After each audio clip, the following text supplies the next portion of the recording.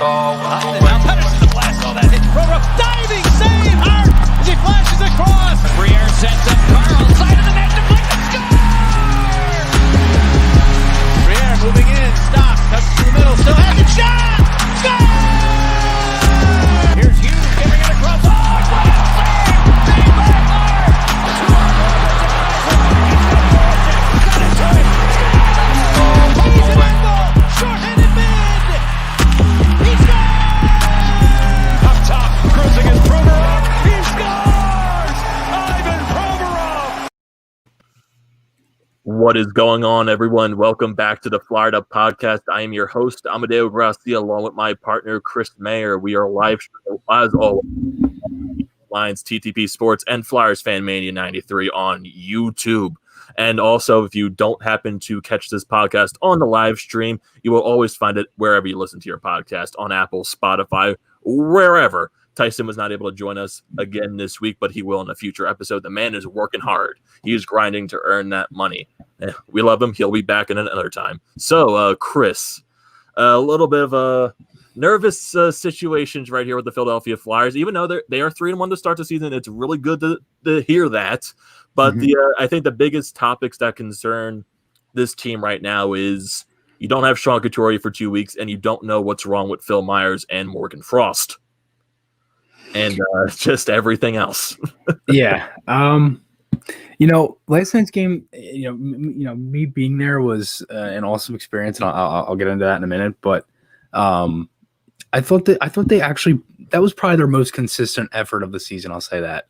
I think it took them a little bit to get it going in the first. I'll say that. But as the game kind of went on and late in that period, they kind of got it going. And again, I thought that was their most consistent effort. The injuries last night did not help. You essentially played the whole game without Kutz's replacement in Frost, so another center, and a top four defenseman in Myers. So, that was a bummer. And again, I feel like for the most part, I thought the Flyers played good, to be honest. I know a lot of people, may disagree, but, they won 3-0. Yes, they gave up, 40 shots on goal. But still, they had a shutout. Moose was fantastic. And I think overall, as I said, I think it was the most consistent effort. I thought Patrick's line with TK, honestly, all the lines played good, but one line that stood out to me the most was Patrick's line with TK and Lindblom. But again, it was an unbelievable experience being there. And again, I was just happy that they were able to pull out a win. And obviously coming off Monday's game where it was, me and you know how bad Monday was. So, again, I was just really happy that they kind of came out last night and kind of, set the tone early and picked up a win. Yeah, I think we don't need to mention Monday's game at all. That game was just an absolute crapshoot at that point. Yeah, 100%. It was just terrible. But at least the one thing I think that stands out is, because you know how last year's team, every time they would lose a game, whether it was a good loss, whether it was a bad loss, they would always find a way to bounce back, whether it was a back-to-back game, whether it was a couple of nights after, they would always find a way to bounce back. And they did it yesterday. Brian Elliott, like you said, he played fantastic. 40 save shutout. Just, oh my goodness, he was on another level. But it's just, it's just when I think about it right now, you have Phil Myers. It's like when you see the hit on Phil Myers, it doesn't look that bad. No. But then when you see the replays and you see him on the bench, like he's favoring his hip a little bit. But I'm also hearing rumors that it could be a knee issue as well. Like when both players collided knee to knee at the boards. And then with the Frost situation, that just looked absolutely terrible with the way he was favoring his arm. It makes me so nervous, man. Yeah, so nervous. I know. And that's the thing, because and as I said, I didn't even know that Myers was there. I know I just said this to you before we were off camera. I didn't even know Myers wasn't there. I was like, oh, okay. Because I'm checking Twitter and I see a tweet from Jordan Hall. I was like, oh, that's great. So I'm like, great. So I'm going to play the rest of this game. This is like the, I believe it was like 9:50 mark of the second period when there was a whistle. And I was like, great. So they're going to play the rest of this game with 5 defensemen. I was like, all right, let's see how they do. Well, then Frost, I'm like, Jesus, that's 2 guys now. And then, after with the AV on the post-game presser where he says that they're going to get MRIs today, and it's 8:00 right now as we're doing this, and we haven't heard anything yet. So it might be worse than expected. It might be they're still trying to figure it out. Maybe the MRI isn't done. A lot of things can kind of get into it. So I'm not too sure. I mean, again, we really don't know. I'm assuming tomorrow morning or in the afternoon. I have to think tomorrow because, again, the Flyers play tomorrow. So I would assume that there's going to be an update tomorrow before the game. They did travel to Boston today. There was no practice or anything. So that was kind of the thing, I think, for the most part. Again, I had to think it comes tomorrow because, as I said, they play tomorrow. And, I know we were kind of running through it a little bit. I mean, if they're going into tomorrow's game, right, and this is just assuming they don't have Frost and Myers.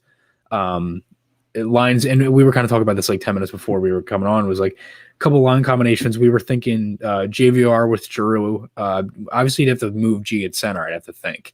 And again, these lines aren't in any order. So JVR with Giroux and Voracek, Lindblom, Patrick, and Konechny, Lawton, Hayes, and Farabee, and then Raffle, Bunneman, who was the 13th forward. I'd have to think he comes in. Bunneman slips into the fourth line center, and I'll be good ball. But then it's tough because, like, do they really switch up that fourth line that's played good?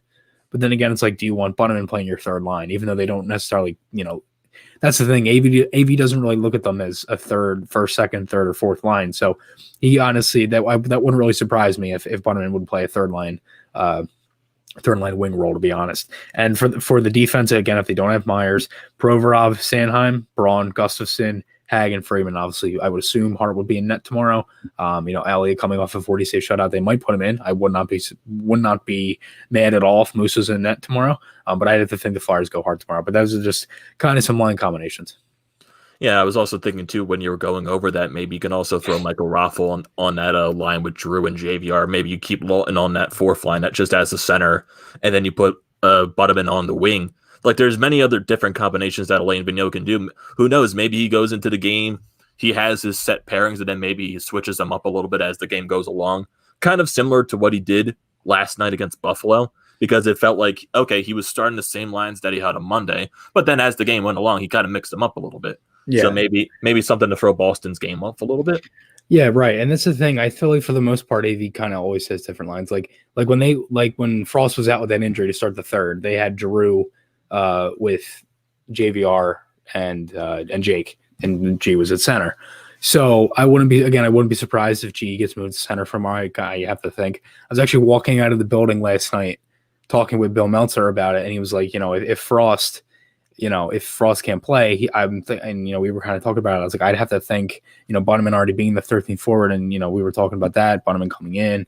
So again, I think for the most part, it's obviously not their best lineup, but again, the one game you've already played and you lost Coots, and essentially played two, obviously 3 games, but you played 2 games going into this one, and now you lose Frost or Coots' replacement in Frost, so that's not good either. So again, the Flyers have depth, but it's definitely getting tested really early in the season. I was talking to Yuri from Flyers Nitty Gritty about this too, and he was kind of saying like he thinks one of the main reasons with all the injuries is probably because there wasn't a training camp, and I think that makes sense because you're obviously not used to the contact. So we've seen a lot of these like muscle strain. I mean, Coots had that weird injury. I don't even know how to say it. It sounds like he couldn't even say it 5 times fast. So I feel like for the most part, I'm hoping that we get the update tomorrow because again, obviously on game day is probably when you'd expect it. It could come tonight. You never really know, but hopefully it's nothing too serious with the both of them. Yeah, I really hope it is nothing too serious because when you lose Sean Couturier for 2 weeks, that's already hard enough. But it's probably honestly the best case scenario that it wasn't worse than what the hit looked like, because when you saw Sean Couturier go off onto the bench, he was really just favoring that shoulder and just like saying, I'm done. I got to get out. And he played 45 seconds during that entire game. It was a second shift. Yeah. And just like you bring the replacement, that's Morgan Frost, and then he gets injured. And where the hit did look very bad, you saw him like really favor that arm. But then like Phil Myers, it looks like just as innocent hit. But then going to your point when you were talking about your Reeve, saying that, yeah, basically a very short lack of training camp, a very lack of no preseason games at all. It's not going to be the best preparation for going into a regular season with live contact and players that are going to try to ram you over. And also, speaking of ram you over, the Buffalo Sabres head coach really wants Ivan Provorov to get suspended for, getting pushed in by Brandon Montour in the Carter Hutton. For some odd reason, he believes that Ivan Provorov, it was a set plan. He thinks Ivan Provorov was on purposely just went into Carter Hutton when it was clearly obvious that Brandon Montour pushed him into Carter Hutton, which forced them to pull him in the third period. So, no, that's not going to happen, Buffalo. Yeah, and it's funny because I'm going to read this tweet from Bill Meltzer from a couple hours, actually very early this morning. And it says, and this is the tweet: Kruger trying to get Provorov suspended for the collision with Hutton after being shoved into the goalie by Montour is the NHL equivalent of a lawsuit that gets laughed out of court. There was no time for Provorov to react, let alone decide to go headhunting with the elbow. He's 100% right. Like, and I'm thinking of that too. I'm like, he got pushed. Like, I don't understand what you think like is going to happen there. Your guy pushed him. I don't even. The league probably didn't even look at that. You know what I mean? It's like it's laughable. It really is. I'm just like, did he even look at the replay? Like, did he even like look at the scenario that happened? It's just Provorov clearly got pushed into the net. I don't know where he's trying to get that argument from. Yeah, I don't understand it either, to be honest. I completely agree with you on that standpoint. We got some comments right here in the live chat. We got Tales of a Failed Life saying Moose definitely stood on his antlers. Just need to clean up the turnovers. And yeah, turnovers have, I would especially in yesterday's game, they were cleaned up a lot. There were still a little few mistakes, but if you go back to that Monday game, the one shift with turnovers that really stood out to me was that where it was the Lawton line out against the Jack Eichel line, and he turned over. Gus. Yeah, and they turned it over like literally 3 straight times to Jack Eichel. And it was just, oh my. Yeah, it's not the guy you want to turn the puck over to. I think one thing the Flyers kind of struggled with last night too was going up against that Eichel line. But again, well, why do you think that? Well, they don't have Coots. Mm-hmm. So if Coots was out there, he'd be matched up against that line, and that wouldn't have been a problem. The game probably would have opened up a lot more for the Flyers if they had Couturier out there, to be honest. And that's just the tone of the play and everything. It's weird. I saw a lot of people on Twitter say they played soft. Like, and I'm looking at like the sheet, like after the game, I'm like, the hits were 38-18. I'm like, I don't understand what I mean. Were we watching the same game or what? Because I didn't see them play soft at all. I felt like every time Buffalo had the puck, there was a big hit that happened from the Flyers, and there were guys throwing their body. Like Konechny had a couple nice hits, Patrick had a couple nice hits, Lindblom. There was hits from everybody. Even JVR looked physical. JVR. And it's funny because, like, and as I said, I was talking to Bill walking out, and he was saying, he thought it was a good thing that, JVR gets mentioned in the post-game thing too. A guy who's essentially in AV's doghouse. We talked about that before, where like he's not really a guy that a coach praises like that. He's got to be more physical for being that, this long in the league, and he's not. So I feel like, with JVR, he understands now, because honestly, if you think about it, if JVR doesn't, kind of pick up his game and play better and more physical and everything, he's going to lose his spot in the line in this lineup, and he could even lose his spot in the NHL. So you never really know. But again, I thought JVR was good. Again, I thought the Flyers played good last night, but it was just they gave up a lot of shots, but nothing was really like humongous quality. It was really just like those 2 Skinner chances in the first period. And I can't really think. I mean, I know they had a post off that weird play at the side of the net. Yeah, it was Dylan Cousins had that wide open net for some reason. I had no idea how the puck didn't go in. He just ringed it off the pipe. Yeah, and then Olofsson had one. He missed it. He hit the post. It went right out. And Miller from the point had an absolute bomb. That crossbar, do you remember that? The shot from the point off the one face off? You know how loud that was in there? My ears were ringing. Very loud. My ears were ringing. Like, I was like, oh my God, like that was loud. But yeah, it was I thought the Flyers played good this night. I'll say that. Yeah, it was a much better game than I would say the first 3 combined. When you look at the first 2 wins against the Pittsburgh Penguins, yes, the Flyers won those games in convincing fashion. They scored more goals than the opposing team. They scored 11 goals combined in the first 2 games. But yes, there were a lot of very, very sloppy moments. A lot of turning the puck over, a lot of odd man rushes for Pittsburgh, and that was clearly exposed in game 1 against Buffalo. And then AV mentioned that in his post-game press conference, they were exposed a lot. He was embarrassed. The team was embarrassed. That was probably very hard for them to sleep that night.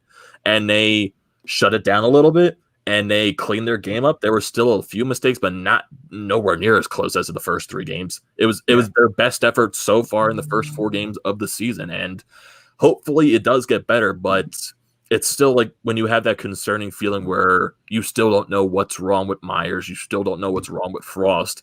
And then the one thing that still also makes me a little paranoid is because you get the little transaction that the Flyers made. They brought Derek Pouliot from the Phantoms roster and they put him onto the taxi squad. So that kind of gives you an iffy situation that Myers is definitely going to miss some time, where they put an extra defenseman on the taxi squad. Mm-hmm. Yeah, I mean, that's the thing is like how much time, because if he misses a few games, that move still has to happen because they have to, have enough people on there. So my guess is that Friedman's probably going to be in the lineup tomorrow, which again, we kind of went off those lines earlier. I'd have to think because he was scratched last night. We kind of knew that. He was in warm-ups. So for the most part, I'd have to think that Friedman goes in tomorrow. I don't think Pouliot will play. I think the next guy up would have been Freeman anyway. So I think it makes sense. Yeah, I agree with you 100% on that right there. We got some other comments right here saying Flyers 28 saying, "What's up, guys?" TK has really stepped it up. I really love his game yet. Travis connecting in the first 4 games has looked very good. He scored the hat trick against Pittsburgh in game 2. Then he gets that breakaway goal in yesterday's game against Buffalo. It was funny too. I was talking to one of my buddies about this, and he's like thinking there's so many players that do that same exact play where they come on a breakaway and they just like go to the backhand, go 5-hole, and they're saying like, how do some goalies just not know that's coming because it's so common in the league today? I feel like for the most part, I think it's just the way that you kind of have to approach it. Like I feel like if the way you approach it and you do it, like TK's coming in hot. I think that's why, because he's got to open, like you got to make the goalie make the first move. That's the big thing. So like I feel like if you're going fast, that move you can do it. But like if not, it's I don't know. I feel like for the most part, a lot of the problems with the goalies is like if you look at some of those goals, especially the backhand 5-hole, like the stick is always in the wrong position. That's why it slips through. But like, as I said, like Konechny was going fast on that breakaway, and that was a great play from Patrick too to even set it up.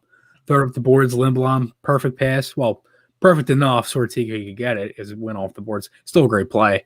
And obviously he didn't mess it up, but I think the reason he was able to get that was I was happy he actually made the move instead of shooting, because Hutton was making saves, and I was just praying. I was like, please score here, because I'm watching the play develop. I'm like, TK's going, and I see him like go in the corner of my eye skating. I'm like, he's gone. And I didn't see where the puck was, because where my seat was, I saw the ref was near the board, and then I saw the puck just kind of squib out, and I was like, oh, I hope he gets that. I was really thinking that Hutton was going to kind of come out and try to play it. He didn't, and TK ended up potting it. And the Flyers needed that at that point because Buffalo was kind of pressuring later in that period because they had the power play. And then after that, they kind of picked up their momentum a little bit. So the Flyers really needed that goal. And I was happy that Konechny was able to score too, because that was a really nice goal. Yeah, and that just shows like from that whole setup play right there, you got Patrick on the low boards and the Flyers and giving it over to Lindblom, who just feeds the perfect pass down the neutral zone where Konechny's literally just skating all by himself. So that was a nice setup play right there. We got Kevin saying hi to us. Then Tales of a Failed Life saying, I love TK saying that he learned his net front approach while watching Wayne Simmons. Can't go wrong with that, other than your face turning into a roadmap. LOL. And then we got Sean saying, Chris, what lies have I missed so far? Have there been any lies in this podcast so far, Chris? No, I don't even know what he's talking about, to be honest. And then Sean also brings up, can we deal Gustafsson for future considerations, please? God, he sucks. I was waiting for a Gus comment. I knew it was coming. Yeah, I don't really think he played good last night either. Yeah, Eric Guffs. Yeah, he's been quite an adventure. He's just like a liability on defense. Yeah, that is definitely the. I like his offensive game. He's good. He's good on offense. Can move the puck. Good shot. Good passer. Everything else, inside their own blue line, not too much. Ugh. Yeah, it's been quite an adventure because you see in the first game he gets the primary assist on those first 2 power play goals for the Flyers, but then ever since then, basically it's been turnover in the own zone, turnover. Yeah. It's I think it's going to be quite an adventure the entire season with Eric Gustafsson. He's definitely going to be one of the most hated by the fans, and understandably so, because he sucks in his own zone. Yeah. And we got some more comments right here from Flyers28 saying, Chris, love your vids. Congrats on getting to the game. Keep up the great work. And speaking of that, Chris, why don't you go for your little experience of your Flyers nitty-gritty media experience at the Flyers game last night? So thanks for the compliment. I appreciate it. Again, I would not, again, seriously, I would not be able to have gone to it, being able to attend that game last night without any of you, even you, Amedeo, everybody listening. Again, I don't even know what to say, to be honest. I'm kind of it still amazes me right now that I was even able to go, to be honest. But for the most part, the game was awesome. I mean, the atmosphere obviously different. Kind of walking in business attire is pretty weird. I never brought my computer to a game or anything like that, so it was weird. I'll say that. So kind of like when I get in there, kind of just to give a little rundown before, I walk in and, since you're media and stuff, you kind of you had to go through like metal detector and everything. So get all that done, COVID scan, things like that. And then I get media pass, which is actually hanging up. You can kind of see it a little bit as I'm trying to get my finger on it. It's like right here, like yellow card kind of. I had that around my neck. Got the media pass, and then they gave me this sheet, which was the media information sheet for last night. So I had all the rosters of the players who were in, the officials, and then all of the team executives, owner, CEO, coaches, things like that. And then kind of as the game goes on, before the first period, they gave a lineup sheet, which was the wrong lines because they changed the lines last minute after warmups. So that actually is not wrong. Actually, is not correct. And then after each period, somebody comes around and gives you the official game summary, the game log of each period. So there's the first, second, and third here. These three sheets are all the first, second, and third for the game. So that was actually really cool. That you kind of have the official game log of everything, which some of that stuff I've never seen. It is different being in there because it's quiet. Like when Konechny scored, I kind of gave a little cheer. And I was just like, because they needed that goal. I was kind of just like obviously I had the mask on and everything. So I was like, yes, like it wasn't like loud, but it wasn't like quiet either. I'll say that. So the guy next to me ended up looking over, and that was kind of like a weird, like, cause we kind of like looked like eye to eye, and I was just like, uh-oh. Cause first time and everything. Well, then as the game kind of went on, you kind of settled into it. When Voracek had scored, I made sure I kind of didn't give any reaction, just like a little fist bump. And I didn't even see the empty netter because I was in the middle of like typing something on my notes on my computer, and then I look up and like the puck is just like rolling from the hash marks in, and I was like, "There we go." So again, I thought the game was great, as I said. I thought again the atmosphere was great, packed building. I'll say that. No, I'm just kidding.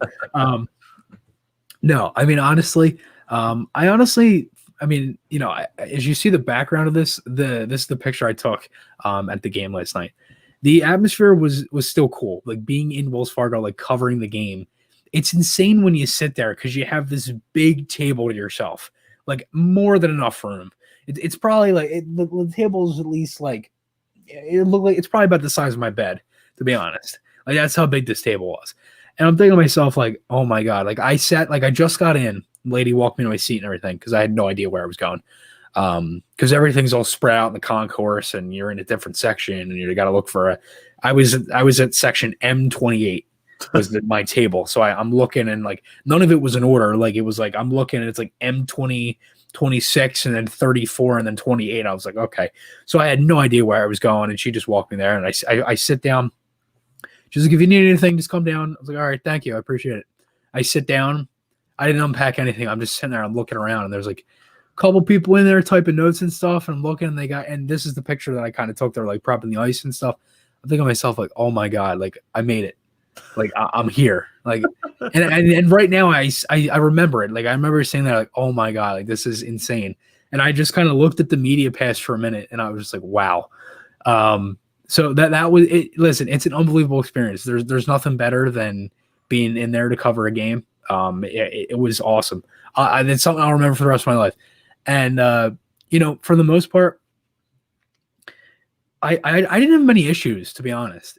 Like as I said, my view of the game was great. I was in section 111, so that was where the Flyers shot once. That was more of the away side, and for the most part, Actually, no, that was for the flyer shot twice. Sorry. It was pretty much the most part where the only issue I really had was the Wi-Fi. I couldn't get my Wi-Fi connected. I didn't get my Wi-Fi until 3 minutes before warm-up started. One of the executives had to come over and help me set it up because my laptop was apparently too old to connect to the new routers that they got there, which were newer, and they were like 5 gigabytes or something. And I didn't really understand what the guy was telling me. I don't know that stuff. It's all tech stuff. I had no idea. And he was just like, it kind of takes a little bit to load up and stuff. He's like, it should be an instant connection. Well, obviously it wasn't. So I actually had to connect to a personal hotspot through my phone and connect that to my computer where I ended up getting the Wi-Fi. But again, it was an unbelievable experience. I think, not having the fans there is still cool to watch the game because you hear a lot of stuff that you wouldn't pick up on TV. Like there was a play where you kind of heard Giroux like a turnover, and then you kind of just heard him blur out the F word as he's skating through, and then you hear like AV, he's like 3-3 because they got a 3-on-2 coming the other way. So all that stuff's kind of cool when you kind of see it in motion. I'm kind of sitting there like, great. Now it's 3-on-2 the other way, and it's like Eichel, Hall, and I think it was Olofsson go down. I was like, oh, this is great. And like Braun and Gustafsson are out there. I'm like, oh god, here comes a goal. But I'm kind of sitting there and I'm just like, oh, I don't like. That 5-on-3 Buffalo had in the beginning of the period, I was like, here we go, boys. Here we go. Because I was just waiting for it to be 1-0, 2-0. I was like, this is going to be great. But honestly, if you think about it, if they didn't kill off the 5-on-3, that game would have been totally different. Totally different. And honestly, for the most part, it was an unbelievable experience. I can't thank Jamie and Yuri enough. It was unbelievable. One thing I'll say is that, it's once you're in, like, and anybody listen to this too, like I had so many people messaging me from Instagram, Twitter, Facebook, Snapchat, everything, text message, all that stuff. If there's any advice that I could give is just follow your dreams and I know it sounds so cliche, but if you really think about it, like in my perspective, like we started this podcast in August of 2019, right? It was when I met you. Yeah, August 2019, I think. Yeah. And in that short of a time, in January of 2021, I was in the press box. Well, the semi-press box with COVID and everything. The COVID press box. Right, yeah, the COVID press box. But still, you know what I mean? Like, if you work hard and all that stuff, it pays off. It really does. And, I don't mean to like toot my own horn or anything. But again, it was an unbelievable time. I'll never forget it. And, I was able to talk with a lot of people too. Like I talked with Jordan Hall at first intermission. That was cool. Went down, talked with him a little bit. Saw Sam Carchidi at the end of the game. Really cool. I was able to say hi to Sam and everything. And this is it. I literally just, random conversation walking out with Bill Meltzer. I was like, oh, this is normal. Yeah, this is completely normal. I'm walking in. You know how I told you I had to go down and get the lady for the Wi-Fi and everything? Well, I walk back and Jonesy's walking through the inner thing. And he's like, hey, what's up, buddy? I'm like, hey, Jonesy, how are you? I'm walking by and I'm thinking to myself, oh my God, Keith Jones just said, hey, what's up, buddy, to me. I'm like, this is unbelievable. I'm like, I cannot believe I'm here right now. So again, it was an unbelievable experience. I'll never forget it. And again, I really hope that, everybody has a chance to do that because it's an unbelievable experience. Like it's a dream, man. It really is. Yeah, I hear you loud and clear. I've done it a couple of times when I was still in Temple. I'm graduated right now, but I did for Owl Sports Update. I did a couple of the basketball games, and I did one of their bowl games. It's quite a different experience, and definitely it's going to be the first of many more for you and me. And who knows, maybe Florida Podcast will eventually be there as a duo when like everyone is eventually allowed back into the Wells Fargo Center. Just can you imagine that? That would be insane. Could you imagine me sitting next to this schmuck in the middle of the game up in the press box? Oh my God. They would have to give us like our own section because that's how much clout we take up. Just put over the door, idiots. and then you see me and you walk in. Yep, that's us. But those two schmucks on top of the door. It's just like no one knows what that means but us. Yeah, no one. It's like we put in a personal note like to the directly, can you just put our label as those two schmucks? No one else will get it but us, so we know that's our spot. Oh boy, and that's definitely a great story right there, Chris. Like I said, first of many for you. Hopefully, I'll eventually get my chance eventually with Nitty Gritty because I'm there.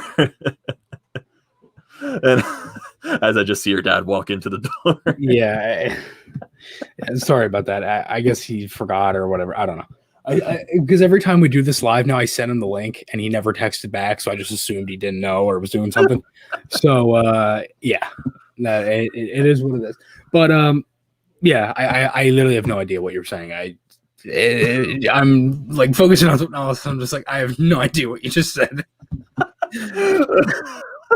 I can't even like cover it up. I'm like, I'm sorry, I have no idea what you just said.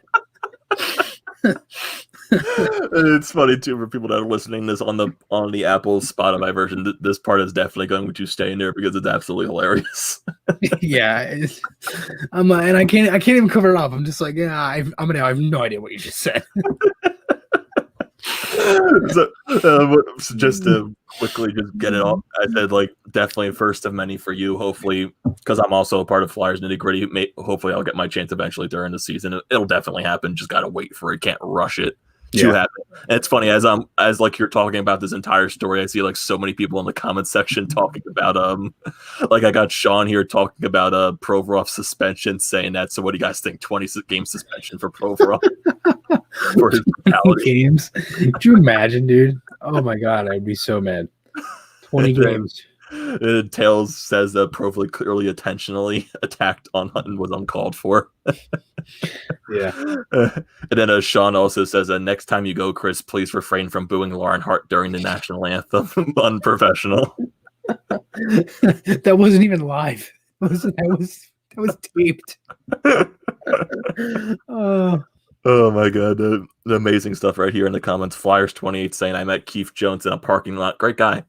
That's a great story right there. It is. I guess moving along to, I guess before we get into our talk about the Bruins series that's coming up for Thursday and Saturday, I guess some like small news, well, not small news, actually big news that's going on in the NHL right now. So the Washington Capitals, they just got fined $100K for some players that were in a social gathering that were not wearing any type of protection whatsoever, no face masks or whatever. So the team gets fined $100K. And Chris, you know the players that were on the COVID protocols, right? It was Ovechkin, Kuznetsov, Orlov, and Samsonov. The four, and they're all Russian too. And when you saw from Martinez's tweet saying Putin wasn't on that list either. Yeah, the only guy who wasn't on that list was Putin. Sheesh. Oh my goodness. And then also with the Carolina Hurricanes, I think they had 5 players tested positive for COVID, so I think they're not allowed to play their games like through the 23rd or something like that. So there's a little bit of a COVID bug going around the NHL right now, and hopefully it doesn't affect the Flyers in any of times right now. It's really right now only those 2 teams. Dallas, they're eventually going to be playing their home opener or just finally their season opener, I think. Like you said, what is it, tomorrow or something like that? 22nd, I think. So that's to Friday, actually, if it's going to be their first game. Yeah. So hopefully some of this stuff gets settled out and we can actually just have a smooth sail. But it's a shortened season. There's going to be some of these bumps on the road with COVID. So we're just going to have to roll with the punches as the days goes along, and also roll with the punches of the injury bug that's affecting the Philadelphia Flyers currently. That's just, oh boy. We got Alex saying right here, do you think the Flyers are too slow? And I've watched these games and I truly know how much Niski leaving hurts us now. Braun and Gustafsson are just not good enough. Yet they're like, in the first couple of games, you can definitely tell there's like a clear of how important Matt Niskanen was to that blue line defensive core. There's going to be some growing pains, exactly, with Provorov getting a new partner, like just trying to figure out who his new partner is even going to be, because it's definitely not going to be consistent this season. Sanheim now, with who knows how long Myers is going to be out, he's not going to have a consistent D partner. Hopefully it is Provorov. And then you have Justin Braun, Eric Gustafsson. Braun, I think, has done 10 times better than Gustafsson, because Gustafsson has just been absolute trash ever since he got those 2 assists. But that's one thing I want to ask you, Chris. Like, what's your assessment of this team after the first 4 games? That's tough. I don't know. I really don't know. I think last night was a good showing of how they can play, but there's another gear that this team can hit. There honestly might be another 2 years. Honestly, with the way that they played last night, I think it's a showing of what you're going to see in the next few games. I think you're going to see more consistency. But then again, don't quote me on that because obviously I suck at predictions, 1.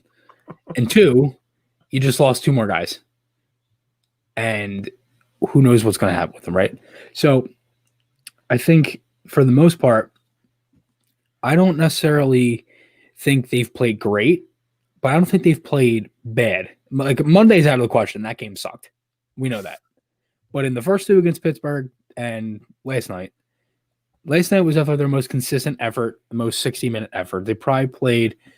I wouldn't even say. I think they just battled a full consistent 60-minute game. I'm not really sure if what the issue is. Again, you don't have a camp, you don't have a preseason, so I don't want to sit here and make all these assumptions after 4 games in a season. I don't want to sit here and talk crap about 1 or 2 guys because of X amount of handful of plays they made in 4 games. Has Gus been bad? Yes, but has he been terrible? No. Some may beg to differ, but still, I feel like for the most part, I think they've looked good, just not good enough to our standard, I think is the thing. And there's definitely another gear they can hit. I think last night's game was a good showing of how they can kind of start to get the ball rolling here. But again, you lose 2 guys. So it's going to be tough. And I think this is, as we talked about before, it's going to be where the depth and the young talent they have is going to really, it's going to really have to come in. There's some things that I've seen on Twitter the past few days. I know you should take Philadelphia sports Twitter with a grain of salt, but some of these people are just insanely so loud, even though it's an incredible small minority of people that do talk this way. But I've seen some tweets saying that the Flyers shouldn't focus on keeping their prospects or something like that and go out and trade for. I'm assuming this is after everything with Myers and Frost being injured and stuff like that. But saying, oh, the Flyers shouldn't be developing waiting for these prospects. Oh, wait for Cam York or something like that and go out and trade for a guy that can actually help this team right now. Where I'm going to correct that right now. You shouldn't be looking for that right now because this team is still young. They're still building. This team is what? Because if you look at other teams around the league, you look at teams like Tampa Bay. Tampa Bay is a team that is a lot of homegrown talent. Steven Stamkos, Victor Hedman. I'm not comparing the Flyers to the Tampa Bay Lightning, but this is a comparison that I just see first top of my mind. Yeah, like I said, Kucherov, Stamkos, Victor Hedman, Braden Point. Even though Sergachev was traded from the Montreal Canadiens, but basically he turned into homegrown talent for the Tampa Bay Lightning. And you got all of these Sorelli, you got all these other homegrown talents. And then you mix it up a little bit with some depth guys and Andre Vasilevsky, homegrown talent. If people are talking about right now saying the Flyers have to go out and trade for this big guy that's going to help this team directly, no, because you're wasting so many years of this team if you're going to trade away a prospect, if you're going to prospect that's honestly almost ready at this point. I can honestly expect, this is just me being optimistic. I can honestly see Cam York signing his entry-level contract after his college season ends this year. And I think York will make the Flyers next year. Yeah. Who knows? He could be on the team at the end of his college season. Exactly. This is going to be his last college year. Yeah. He's either playing NHL or AHL next year. And I know you might call me nuts if I think he'll make the NHL, but from what I've seen, he's looked fantastic. I don't even understand what even the point of trade. 4 games into the season, we're going to talk about trading prospects. This is the stupidest stuff that you know what I mean? And it's nothing against what you said. It's just I just don't understand. Why would they do that 4 games into a year? They have the roster set. How many times does Fletcher have to say that? It's the typical Philadelphia fan overreaction to a loss. How many times have they said the roster's set? They don't need anything else to this team. Well, okay. Why don't we look at their opening night lines? No wonder they didn't sign anybody in the offseason on, any forward or anything. The depth they have is insane. It's like I don't know if I watch the same team as other people. I really don't at this point. Like, it feels like I watch a different game every night. No, because right now, since the Flyers actually have quote unquote expectations to be a much better team this year, those people that it reminds me of the like with the other Philadelphia sports teams with like the Sixers, Ben Simmons, that Ben Simmons has like first overall pick. He has all these expectations to be like like one of the best players. And then when Ben Simmons has a bad game, the haters are going to come out and trash him to the utmost extent. So like with the Eagles, Carson Wentz, he had a terrible year. Now everyone wants to run Carson Wentz out of the city. So when the Flyers had a bad game, everyone's saying, oh, we got to blow the team up. We got to make a trade. We got to get someone that's going to help this team if we're going to win a Stanley Cup. Oh, we're never going to win a Stanley. It's the simple Philadelphia sport fan overreaction. Amedeo, quick little update. This was tweeted 7 minutes ago by Cap Friendly. Morgan Frost has been placed on IR, injured reserve. Yeah. So that's the only update right there. It's just like the tweets from Cap Friendly Transactions. NHL to IR, Morgan Frost C, Philadelphia. And if you click it, it says that he is, as of right now, I'm attempting to find it because it's kind of being annoying on here. Has him on here as IR right now on Cap Friendly. So it says he's eligible to come off IR on January 26th. So that's not long. So he's basically maybe a week. Frost is probably day to day. Yeah, day to day, a week or something like that. So I would assume if that's the situation, it's not that bad. Yeah. Now you just got to wait. Makes me think, why wouldn't Coots go on IR then? That's a good question. Because if Coots is like, that doesn't necessarily make sense. But this is tweeted by Cap, like per Cap Friendly, the official Twitter account that has 127,000 followers. I know you can't see it on the screen, but still, I don't know. It's it's a little confusing now that this is right on the spot. We got to think about this. Here you go. I guess you're somewhat breaking news. Yeah, well, it's breaking. Well, if you want to hear some more breaking news, there's going to be an NHL roster update tomorrow on NHL 21. if that's what you want to be breaking news. Yeah. So Frost is on IR now. Now that I say that, let me look at my Cap Friendly on the website and just it's on here. Injuries. It's already updated. Frost on IR. So they updated Frost right now, but there's still no idea what Myers is going through. Mm-hmm. It's a little this is confusing. Yeah, because like what you said, like he's eligible to come off IR the 26th. That just like, so is he just going to be out day to day? Is he out for a week or something like that? Because when is the 26th? I would assume that's like Monday or Tuesday. That's Tuesday night. So what, they played the New Jersey Devils that night? So are they trying to say that Frost will be available for that Devils game or something like that? Maybe. So Frost misses a minimum of 2 days, and he's got to be day to day then. I would assume so. If that's the case, I would assume it's probably going to come out tomorrow morning. It has to. It has to because they're playing tomorrow, so I would have to come out tomorrow morning. So if Frost is out, say Frost is day to day, then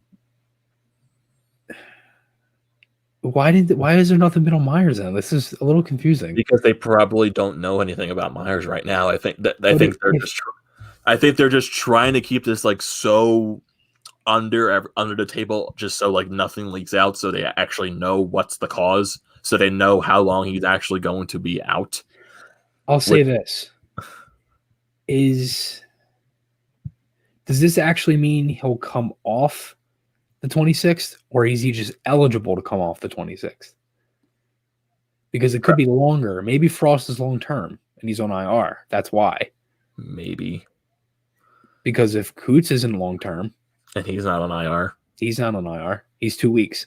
Yeah, the Tampa Bay Lightning, they put Kucherov on IR because of his hip surgery. He's going to miss the entire season. Oh my God, now I'm panicking.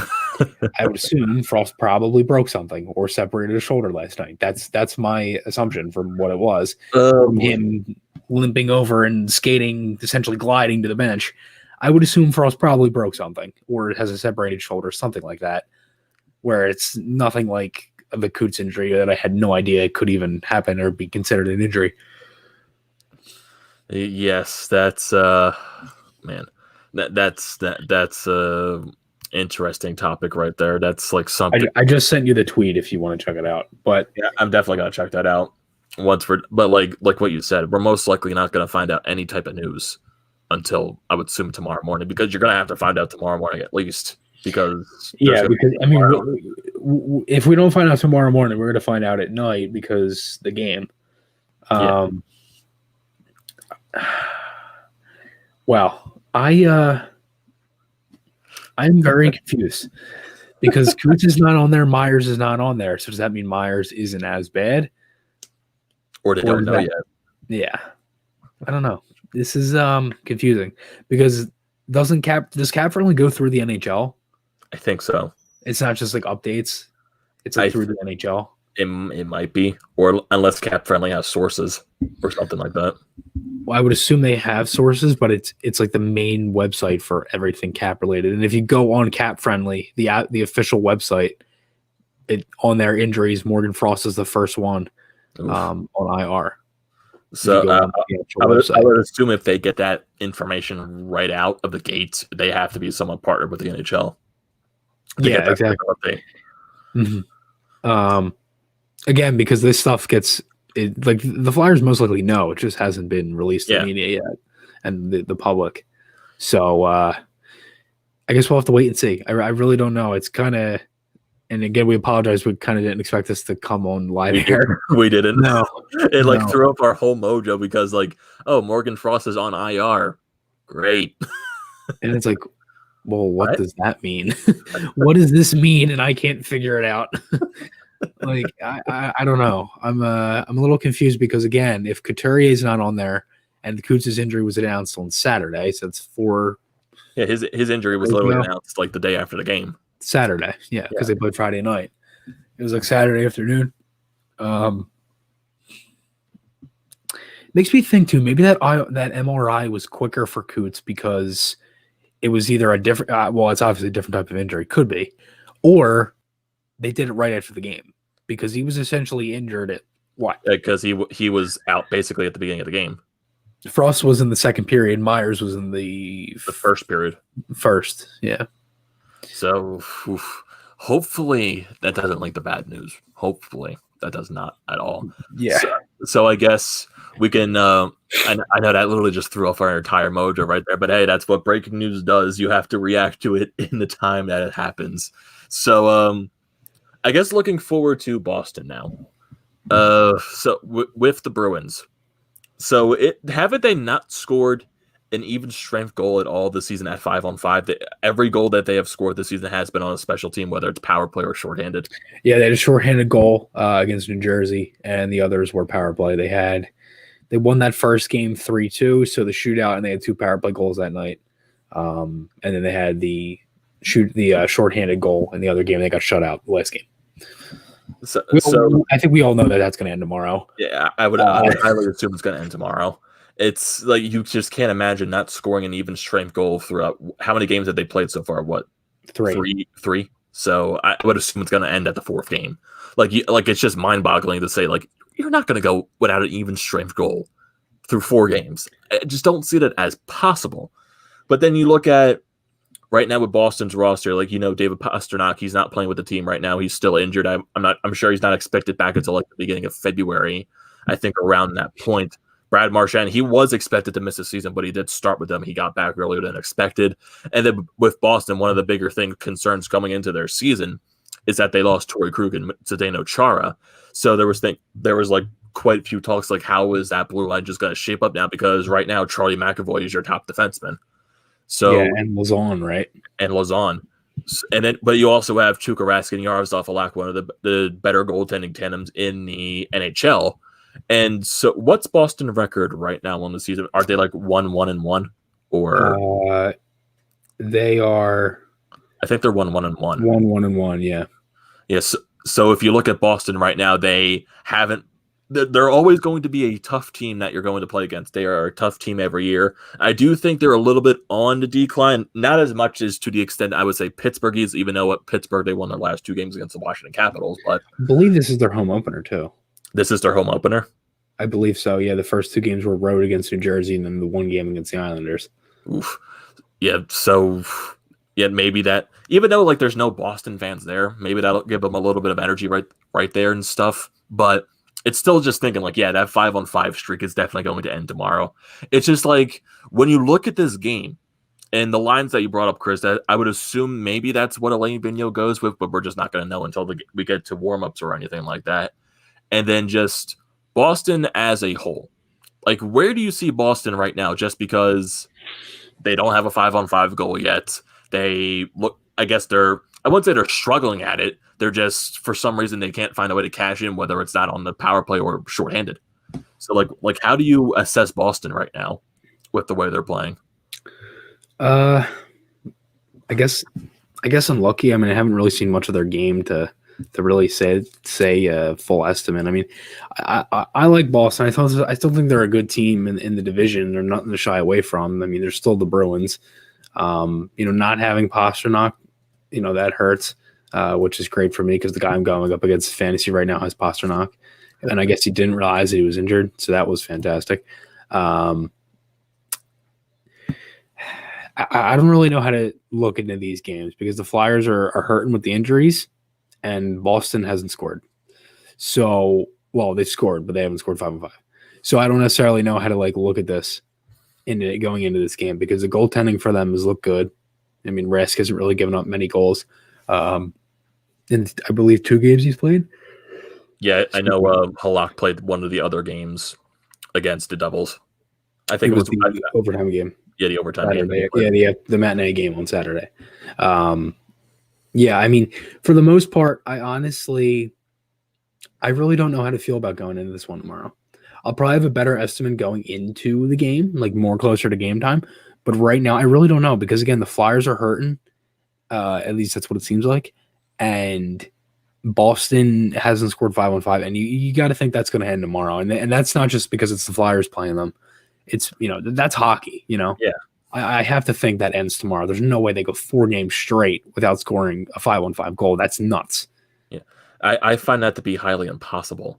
Yeah. Just to go that long. Yeah. I mean, something's got to give. So, I mean, I wouldn't mind if the next 2 games they don't score a 5-on-5 goal. Don't get me wrong. But I don't mind they don't score at all the next 2 games. Yeah, that would be great. Flyers ride a 3-game shutout streak going into 3-game shutout streak when you lose one of your top pairing defensemen. Yeah. I don't know. I really don't know. I'm kind of looking at some of these comments. And honestly, I still can't believe the Frost thing. I just can't believe he's on IR because I can't wrap my head around it. Does that mean he's got to be out long term then? Because we're trying to think of the entire scenario because they come out saying he's on IR, but there has been no statement whatsoever from the Flyers saying that he's on IR, nor how long he is going to be out for. Because we're just trying to see okay, he's on IR, but it also says he can come off IR, something like that. So does that mean he's only out for a week? Does that mean he's out longer? Well, Couture is out on IR, so does that mean Frost is going to be out for a while? Was the injury worse than it even looked? Or just, we don't know. That's the problem. We don't know. Would Frost, would that take off the money on the cap? Yes, if you go to IR, the money gets taken off the cap. Well, he's on his ELC still. Yes. So that still does? So I think regardless if you get put on injured reserve, anything that has to do with getting taken off the roster, your money gets taken off the cap. Okay. Yeah, because somebody responded and said, I put a tweet up on Twitter and someone said, does that free up a contract spot or what? And then somebody else responded with I'm going to kill myself, like the Michael Scott gif, which is kind of funny. Yeah, any news on the MRIs? Yeah, so the only thing we really know, which is per cap friendly again, this is what I saw from Actually, it was the Liberty Yell, another Flyers podcast, tweeted it out, and they had quote tweeted it, which was a tweet from Cap Friendly that said that Frost has been put on IR. So I'm assuming this update's going to come tomorrow or tonight from the Flyers. Yeah, knowing us, we will end this live stream, we'll end this podcast, and that's when the news will come out. So It makes me like, oh, do we just go to podcast the rest of the night and wait for the news to come out? No, we're definitely not doing that. We are not staying up the rest of the night. And then we got also another point from Alex Smith saying that, well, I guess you will assume Giroux will move to the center position and Buttleman will come up. Yeah, that's basically the assumption right now. Giroux, that's my thought. Yeah. Because, like, what else? Like, you can't keep Giroux at the wing because, one, you lost another center. So you're going to have to put G at center, and then you're just going to have to some way to mix the lineup. Like what you brought up, Chris, in the beginning of the show. When you have Giroux with JVR, maybe Raffle, maybe Bunneman or something like that. You still have Kevin Hayes with Farabee. You still have Patrick Lindblom and TK together. So AV is definitely going to have some work cut out for him because I'm sure he's really upset that the injury bug is affecting his team right now because it's just like, it's only been 4 games and I have lost 3 players. Like what, like can anything just go right for him? Yeah, I know. It's weird because they never really, I mean, they've never really were like an injured team.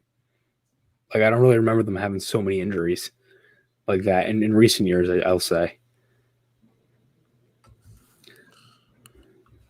And just one of these other comments right here from Mike of the Gamer. Any updates or Hart missing the game as backup? So I'm assuming your question is that is Hart going to be the backup for the next game? I would assume he's not going to be because I would assume Carter Hart, he's the guy for majority of the year. He's going to get majority of the starts. So who knows? Maybe Elaine Mignot does ride Brian Elliott just because he's coming off of a shutout. But my main assumption is that Carter Hart's back in the net tomorrow. He's had a couple of days off. Why not put him back in there? Yeah. That's the thing. I mean, Hart, he had the 2 days off going into it, not playing. And for Monday's effort, Hart wants to get back in there. They want to put their starting goaltender in there because poor showing for him. Again, not his fault. So I would assume he would have to start tomorrow against the Bruins and probably on Saturday too. And also Mr. Philadelphia says Giroux should be the center of the top line. And maybe I know there's a lot of people that are like, of course, the Giroux haters coming out right now because he hasn't scored a goal yet this season, but he's getting assists. He's getting points. So he's done everything but score. Yeah, he's done everything but score, and that's why. Oh, he's not scoring a goal. That means he's sucking. So that's basically the assumption of the. He's had many chances to score. Yes, and like as you go on the season, Giroux is he's 33, 34 years old right now. He's not going to be the same Claude Giroux as he was when he scored the 102-point season, when he was in his prime. He's not going to be like, you can tell as the season's going along, the age is going to start, but he's still going to be, and he's still going to be serviceable. He's still going to be good. He's just like, lower your expectations a little bit. Stop holding them to this extreme high level because Claude Giroux is not Sidney Crosby. Claude Giroux is not Connor McDavid. And there are still so many people that hold him to that level. For some odd reason, I have no idea why. And just like when you see Claude Giroux not go for like so many games without a goal, it's just that so many people hate on him, and I don't understand why. I never understood the Giroux hate. Anytime the team loses a game, you're going to get a comment. Oh, where's Giroux? Where's Voracek? Where's this? Where's that? Yeah, it's so aggravating. Like, I just love how after a bad team loss where essentially nobody played good, not even the equipment manager, and obviously I'm just joking around, but like I don't understand why it's put on one guy. Like, oh, because they lost 6-1, let's blame it on Giroux. Let's blame it on Hayes. He wears the C. He's the captain. He's the leader. If they lose that badly, it's on the leader. It's a stupid thing. It's gonna be that same scenario. It's so stupid. Like, watch the game. Do I watch the same game as you? Like, that's the question I kind of have. It's like, and you know what? I have this thought, and I kind of want to get your opinion on this. Like, if people are so negative on the team and always have something bad to say, why do you still watch? Like, why do you still watch every game? Because those are the type of people that they want to get comments from. They want to get people riled up. They want to get people arguing back with them because that's the type of people they are. Yeah, and I get that, but like, it's the same time. It's like why do you even watch if all you do is complain about it? To me, it doesn't make sense because I think there's a lot of positive things with this team right now, even though they haven't necessarily played that great. I think one of these games coming up against Boston, they're gonna carry the load offensively, and I have a feeling they're gonna outshot the Bruins heavily in one of them. Now I don't know if it's tomorrow or if it's Saturday, but I have a good feeling that they're gonna kind of come into this, on the road. Bruins are coming home, Flyers are going on the road. We got to see how they play on the road too. That's one thing you got to keep in mind because from how good they were at home last year, they were on the road at times. So again, all stuff like that kind of changes every year. I talked about that before. So again, I think for the most part, kind of just going into the games, just play your game. I mean, it's so easy to say, but like they need to play like they did last night, to be honest. Just don't give up as many opportunities. I think for the most part, if they had everybody, they wouldn't be giving up a lot of chances like that if nobody was hurt and things like that. So, I'm not really sure, but I think they just kind of have to come in and see how it goes.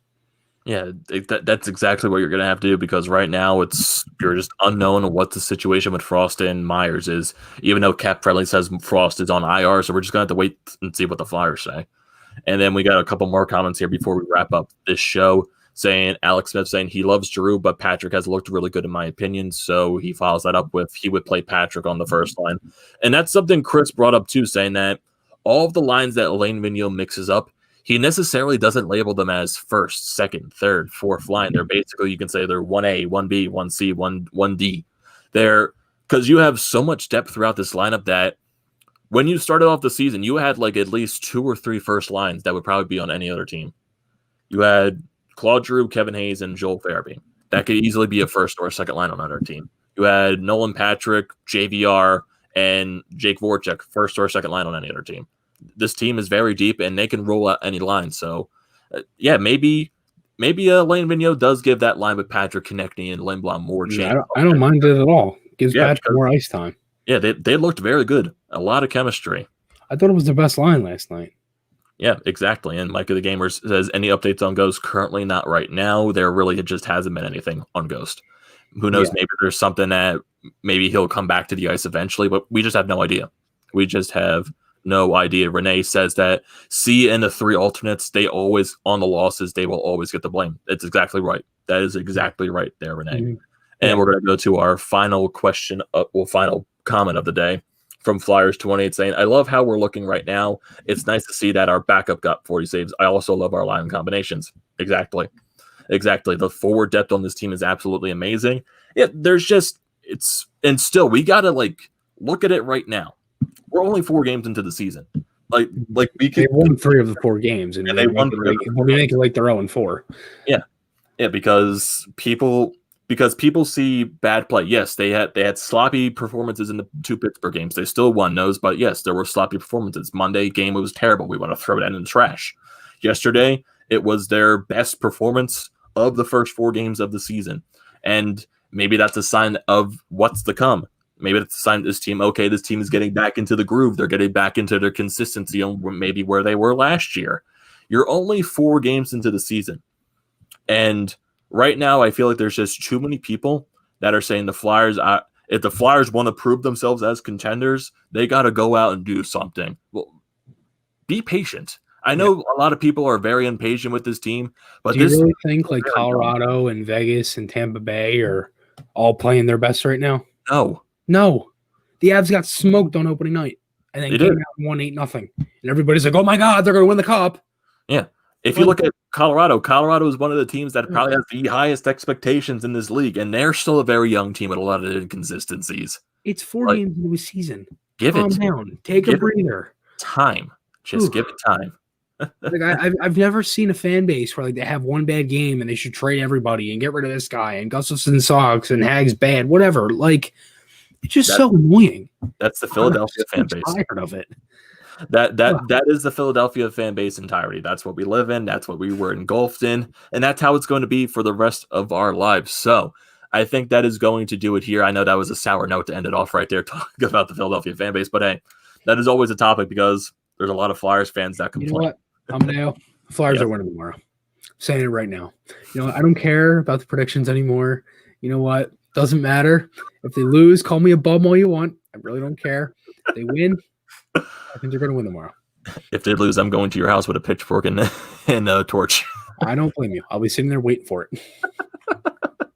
I'll be waiting for it. So that is going to do it for this edition of the Flyered Up podcast. The Flyers will be playing the Boston Bruins Thursday and Saturday. Definitely expect here at the Painted Lines for watch parties. We've had the watch parties for the first 4 games of the season. They were very entertaining, very fun stuff. Definitely enjoying those right there.